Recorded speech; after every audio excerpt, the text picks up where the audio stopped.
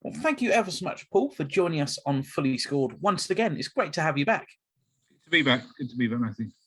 So today we're going to be analysing Dean Goffin's Symphony of Thanksgiving, and I believe this is a piece that you've chosen to look at. Yeah, that's right. Symphony of Thanksgiving is a piece I've always enjoyed. I remember listening as a teenager to an old LP that my dad had of the ISB playing this piece, and it was one that always grabbed me as an interesting piece and a good one to listen to. A fascinating piece of music, and one that I'd probably describe as quite academic music, but still very listenable. Before we go into the score and talk a bit more about the music itself, can I just ask you a little bit about the context of the piece and when it was written? Symphony of Thanksgiving as a piece was first performed at the International Staff Band's Diamond Jubilee celebrations in October 1951. But the piece itself seems to have started off life as a piece called Thanksgiving for a Special Occasion, which was actually first performed by the Wellington South Band in New Zealand on the occasion of them being presented with new instruments. And when Dean Goffin got the request for a piece for the ISB's Diamond Jubilee, he suggested that this piece would be a good one with some adaptations to actually present to them for that. So he made those adaptations from the Thanksgiving for a Special Occasion and sent the piece Symphony of Thanksgiving that the ISB used for that occasion. Excellent. And how about Dean Goffin himself, a composer that many Salvation Army brass aficionados and non-aficionados will have heard of, someone that didn't write a tremendous amount, but absolute sheer quality of music. Could you just give us a little bit of context? Yeah, you're right. Dean Goffin is one of those that didn't write very much, but everything he did write is real quality about it. He was from New Zealand, and about the time of this piece being written, being published, he just finished his Bachelor of Music degree there in New Zealand. And so, as you said earlier, there's very much an academic quality to it. He'd always wanted to write something, I believe, in this sort of style. But yeah, he was down there in New Zealand, and I think about this time, either at the time of writing or very shortly afterwards, he entered the training college for Salvation Army officers in New Zealand, and subsequently became a Salvation Army officer. And this was prior to him coming over to the UK, which he did, I think, 1956 for 10 years, and during which time he was also the National Bandmaster over here. Fantastic. Thank you for that insight. So my final question just is, have you had a favourite recording that you've listened to of this piece, or even a favourite performance you've heard or been part of? Well, as I say, I've heard this piece in an old ISB recording, which is one that always stayed in my mind. As you hear those recordings and the way they're played often sticks with you. And as a teenager, that was very much so of the International Staff Band one. But for me, being able to play it latterly as a member of the International Staff Band was great, and to record it with them. I think my favourite performance probably was the one we did for ISB 120 on the Friday night at Cadogan Hall with the New York Staff Band. We played Symphony of Thanksgiving Massed, which obviously 60 years after it was originally written for the Diamond Jubilee was a good performance to be a part of. Fantastic. So let's delve into the score. For those listening at home, if you're interested to follow along with the score, this can be available to purchase on the Salvation Army Music Index if you wish to follow. So let's look from the very beginning.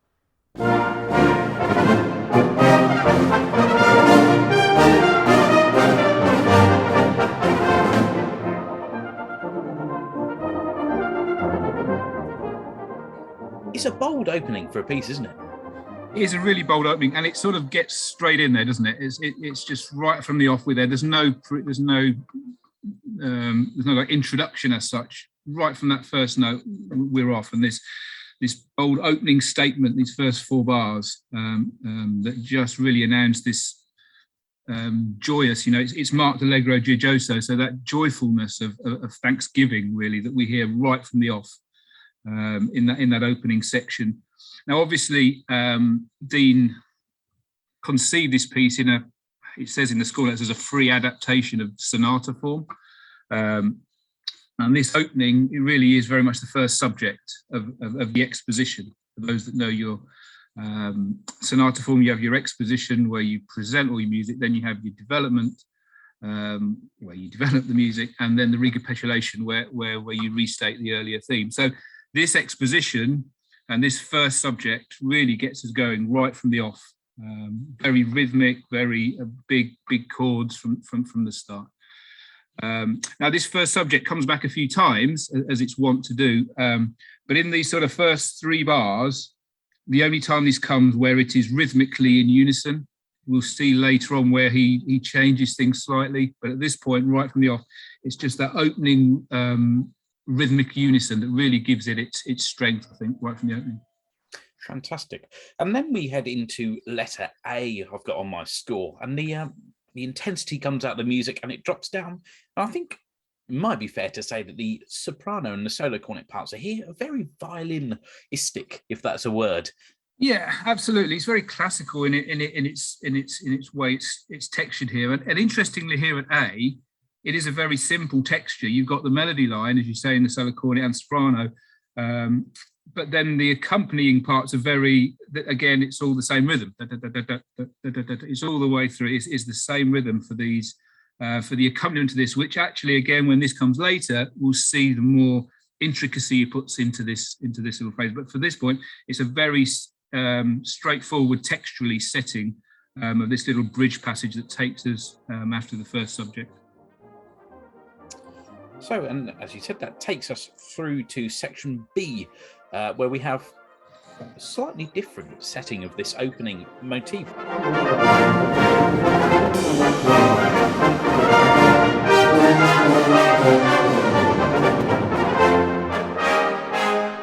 What are the differences here between the 2 settings?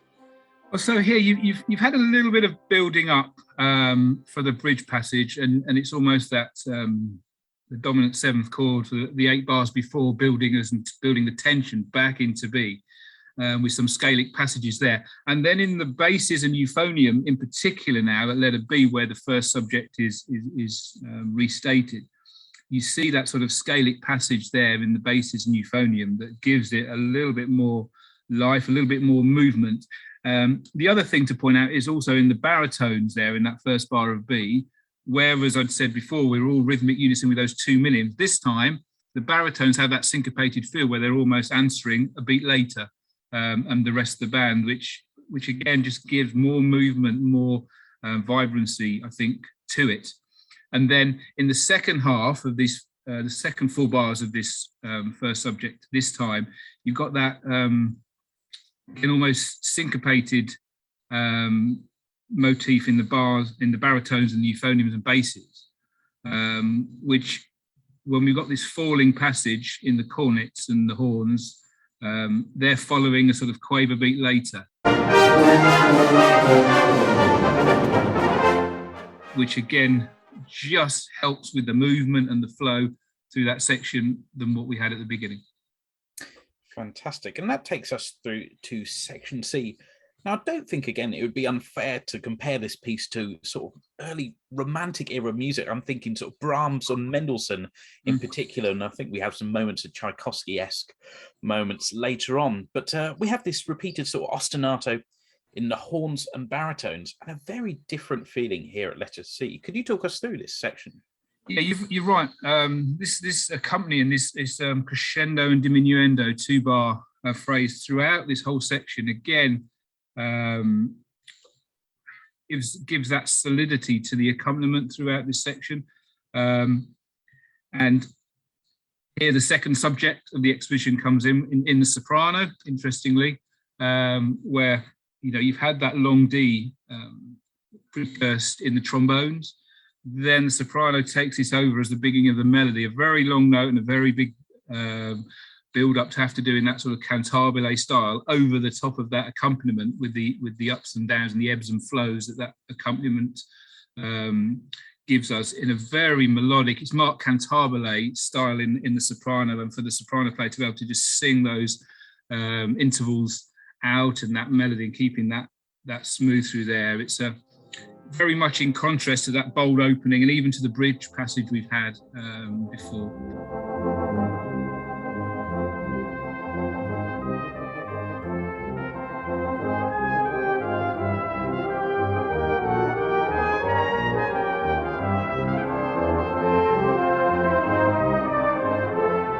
thematically, he's using this contrast between the G major chord going to the B flat and just keep repeating that over and over again, which actually he uses in other places within the score as well, sort of giving that momentum harmonically as well. Excellent. And that takes us through to letter D, where again the music changes and we have some new ideas and motifs. Yeah, and this is an important part, really. Whereas it could be just seen as another, almost a bridge interconnecting passage. But actually, if you look at the euphonium part through section D, particularly those first 3 or 4 bars,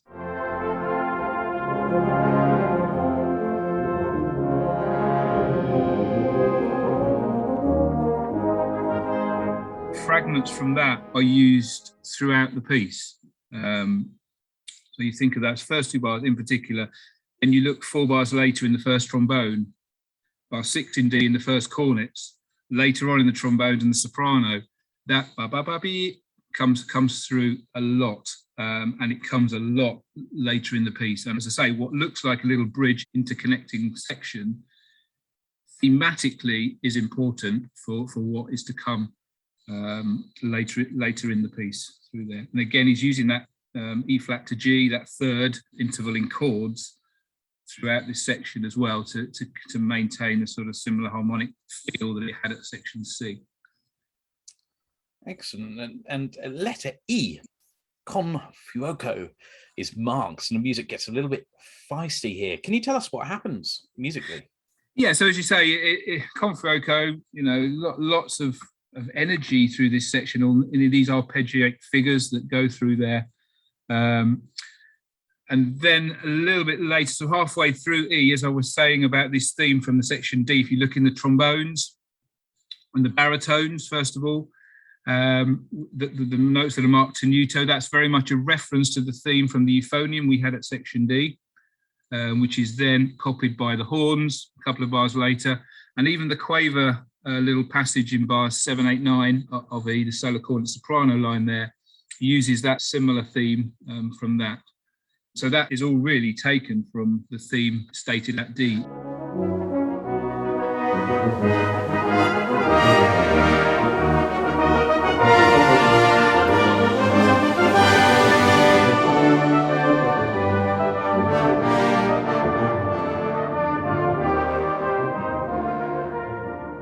So again, lots of life, lots of energy at this point. Before we come back down in the Calmando, at the top of page 24 there, where we bring it back. And again, all this page, if you look at all the little themes from this page, they are taken from that euphonium little theme that we've had earlier on at section D. Absolutely. You might miss it, actually, if you're skimming over this, might you? The augmented version in the horns, the baritones and trombones. It's fascinating how you can take such a small melody and extend it. So, and then actually what happens when we've gone through that section, we get our first sort of almost a precursor to Praise My Soul, 4 bars before the end of that page there, in the first cornets, end cornets and trombones, the 4 notes of the beginning of Praise My Soul are first heard at that point there, and then repeated in the cornets, trombones, 4 bars later as well.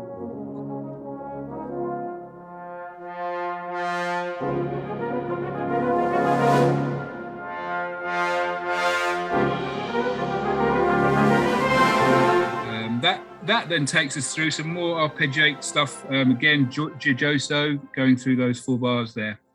Before we come back to the second subject that we had initially earlier on. Again in the soprano, a very different feeling now in the accompaniment, where before we had the unison rhythm with the ups and downs. Now we have the horn figure in contrast and in counterpoint with the euphoniums and basses as well.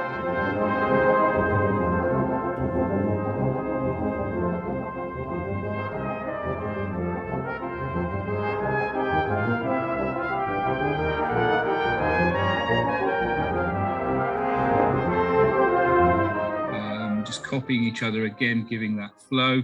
the same soprano line, again, cantabile, very beautiful and very smooth way of playing that is very much needed through there. We have the baritone counter melody along with the horns there. And then at letter G, we repeat the melody in the solo chorus. This time there's that ornamentation on the quavers in bar 2 and bar 4.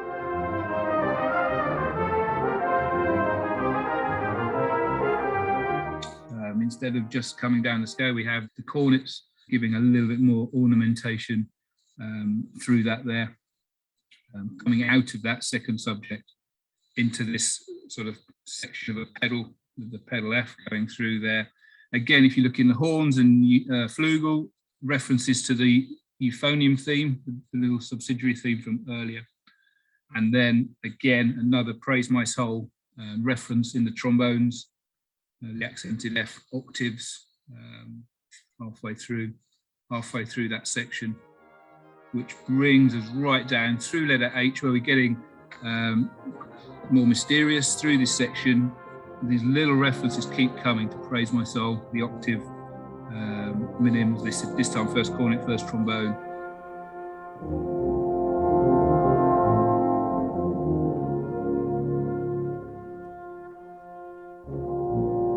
We're coming to the end of the exposition section of what would be the sonata form, and this codetta that it's called in the score notes, which is this lovely setting of For All the Saints.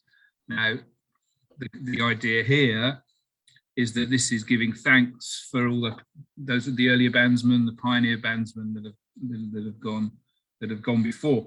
But it's a lovely setting. This very in a sort of chorale style through this, with a lovely little obligato, if you like, from the solo cornet, the muted cornet there. Again, with that solo cornet feature is completely taken from the euphonium theme early on at D. And who better to play a chorale than the trombone section there at I? Exactly. Could you just tell us a little bit about this tune, St. Philip, and the words that we associate it with, For All the Saints? So yeah, the tune St. Philip is used here, and it's the words really of the first line that we're looking at, or that Dean was looking at with this, with For all the saints who from their labours rest, who they by faith before the world confessed. Thy name, O Jesus, be forever blessed. Hallelujah. And it's all very meditative. It's a very very thoughtful way of remembering those that have gone before, even on the hallelujahs that we get to towards the end. And then it's that hallelujah is then repeated as an echo in the first and second cornets there as well, before we move into section J.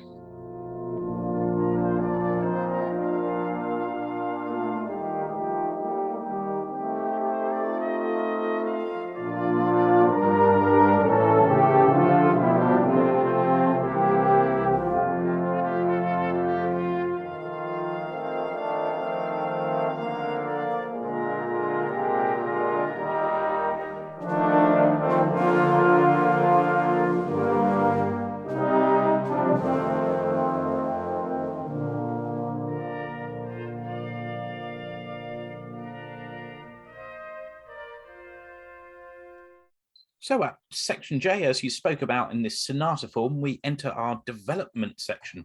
And I believe this little melody here is based around Come Ye Thankful People. Is that correct? Absolutely. So in this section, he uses the tune Come Ye Thankful People Come. And it really is very much, he hasn't really done much adding to this tune. If you look through the tune, it's actually more or less the tune in the style, in this scherzo style, very delicate, that he wanted to use throughout here. So he plays it through once with just a very small band, with just a couple of cornets and a trombone, with little interjections from the soprano first and second cornets later on.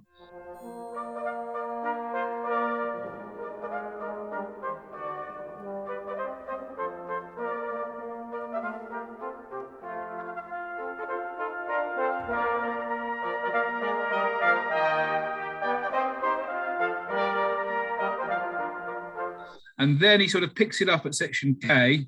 We're adding other little triplets into it, ornamenting some of the tune, little bits that have gone on before, and adding people in. Sounds very intricate, and obviously it's got to be very delicately played to make it work. And it's a nice little setting.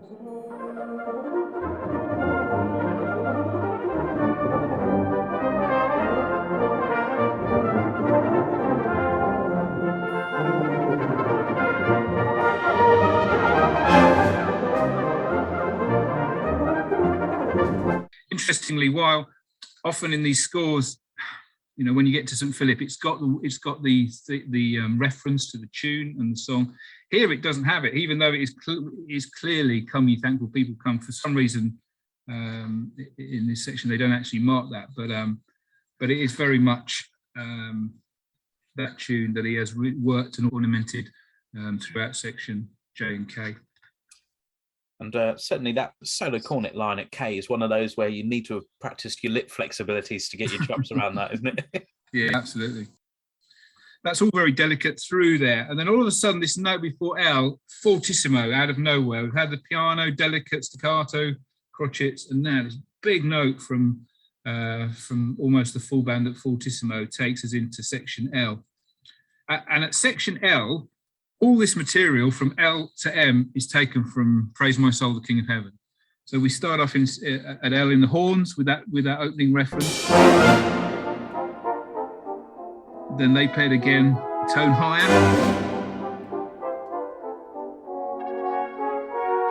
And then the cornets, and then the full band. Each time lifting up in key. So we go C, D, E, F, then F sharp. So again, giving that feeling of moving forward each time. And that sort of nice move where he gives the fortissimo on the last beat every time, which is a really good device to use there every single time. And as well as moving up in pitch, the distance between those fortissimos becomes less and less as we're building, and the tension builds through there. And it almost, when you get to the 3-2 bar in the subito adagio there, that 3-2 bar gives that sense of relief.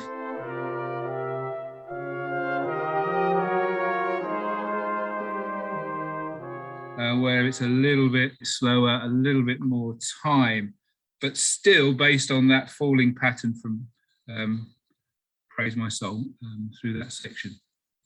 And then we pick it back up in the 2-2 back into the scherzando feel, 4 bars before M.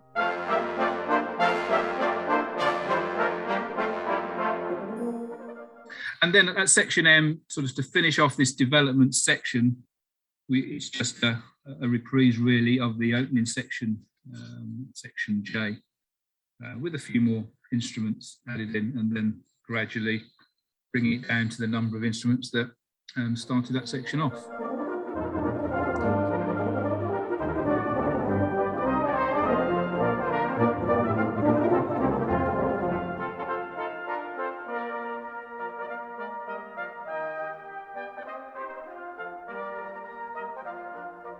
So at section N, we have the start of our recapitulation, and we have our motif right from the top of the music. Again, could you talk us through this section again, perhaps a few of the differences in the way that this is approached this time round?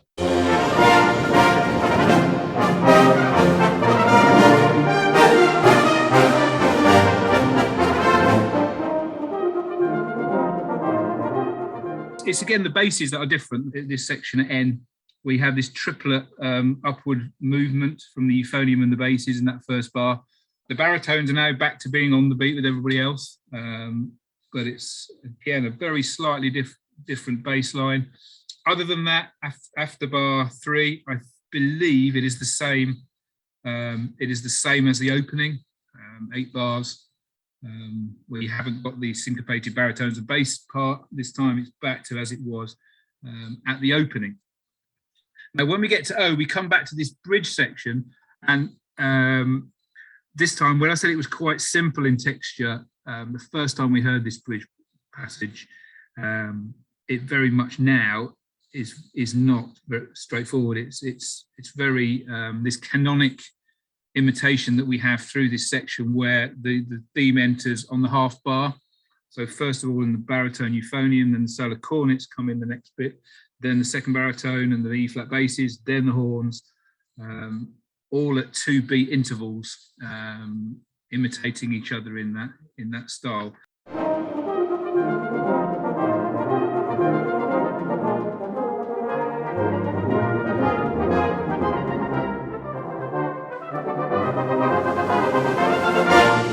And that carries all the way through until 4 bars before letter P. So, whereas it was straightforward or almost tune and that sort of block chordal really accompaniment, this time it is really, really intricate writing that he uses, and that sort of imitation that he uses throughout the piece.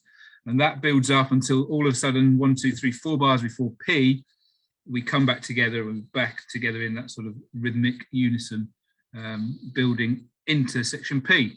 And at P we have yet another presentation of the first subject, again different. So again we have the baritones on the half, on the second and fourth beat move instead of on the first and third, and the basses again have something different. And I think the style of this rhythm is taken from that bridge passage where you got the 2 slurred quavers, 2 tongue quavers, that we then take for those 4 bars through that section.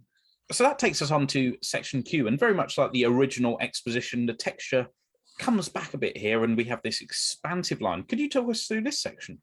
Yeah, so at Q, we come back to that second subject, which was heard in the soprano, in the exposition. And in the exposition, this was in the dominant. So it was in G at that point. Now we're back in the tonic, C major. And the solo cornet now takes the melody rather than soprano, which is then repeated in the horns. Marks sonoramente, so very sonorous sound throughout that section. When they come in just before R, those arpeggiatic figures again in the baritone, so cornet come in during R, and then the 4th and 5th bars in R with the Praise My Soul, the octaves coming back in again there as they did earlier on, and then a few bars later before we build up into the con fuoco at letter S.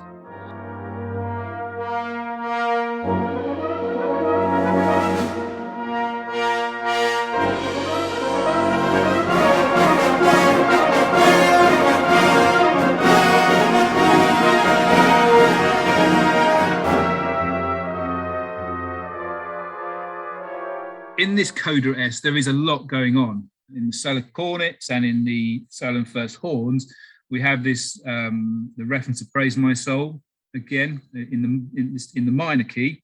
We have the theme from the youth part in section D, if we remember back to then, in the trombones and in the copied in the back row cornets and flugel coming through there. We also have the percussion and the basses giving us the rhythm of the opening first subject throughout that section, which comes as a little pedal moment throughout this whole section. That is, those 8 bars are repeated and build up into the chords before section T, where we have these falling diminished chords taking us down. The trombones give us again those 4 notes of Praise My Soul. In 6 bars before T. And then interestingly, 4 bars before T in the basses and youth, he uses this little passage there, which is actually just the melody line from Praise My Soul. If you look at that, those 4 bars there, it's just the melody line of Praise My Soul, taking us into this glorious setting of Praise My Soul that we get at section T.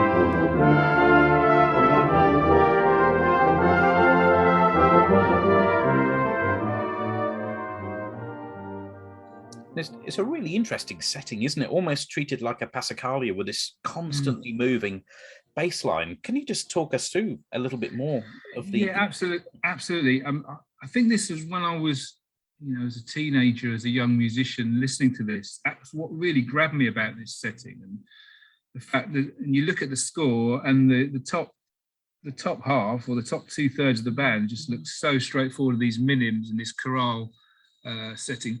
But what is going on in the euphonium bass is just wonderful. And I'm sure, I've never been a euphonium or a bass player, but you've got to enjoy playing that through that little section. Particularly when we get to bar 9 and this building up through there, that is just harmonically, that's just lifting it, and it's really spurring us on to get to where we want to go. And I think it's just a glorious setting, which continues once we get to the forte, and it's a big sound from the band there. Even there, the basses have got a very interesting part to go through that, which takes us into U, where we repeat the tune. Again, interestingly, those three notes into U are taken from the euphonium theme earlier on again, which comes back once more in those 3 notes there. And we get now this big setting of Praise My Soul. But he's not content with just having a big setting. What he very cleverly does now through this section is, first of all, intersperses the 8 bars of the first subject in with it, over the top of it, and it just seamlessly works as one glorious setting of that tune now.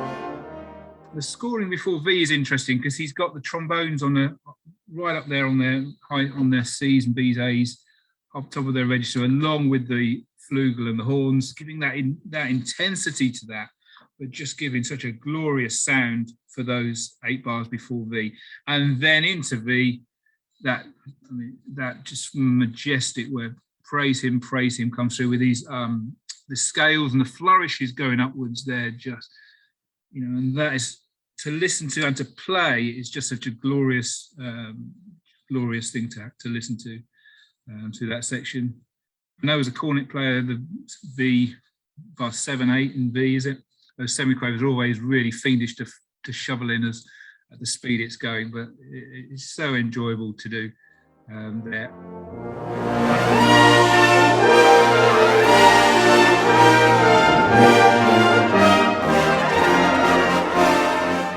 And again, halfway through V, we've got lots going on thematically as well still.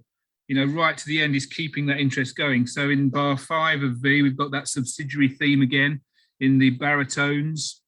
Starting from bar 7 in V, the basses and the euphonium are playing Praise My Soul, the King of Heaven, beginning of that tune there.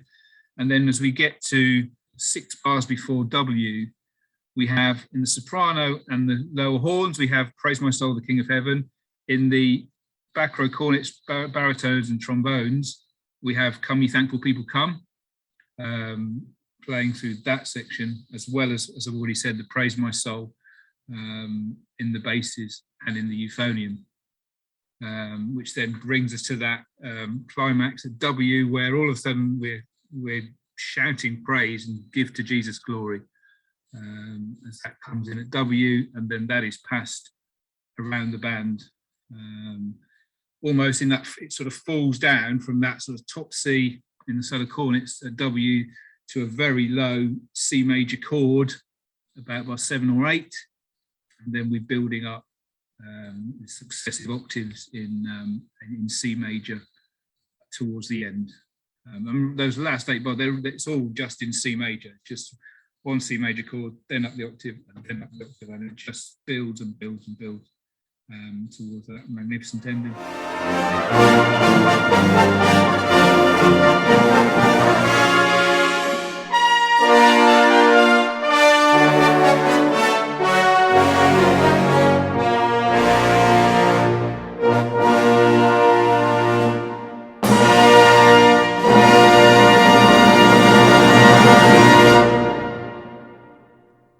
Fantastic. Yeah, it really is majestic, that ending. It almost catches you off guard at W, the way it sort of transitions through the harmony, but then, as you said, very staunchly back into C major to end. For those listening and are interested, the clips and excerpts that we were using there were taken from the international staff band Blazon CD.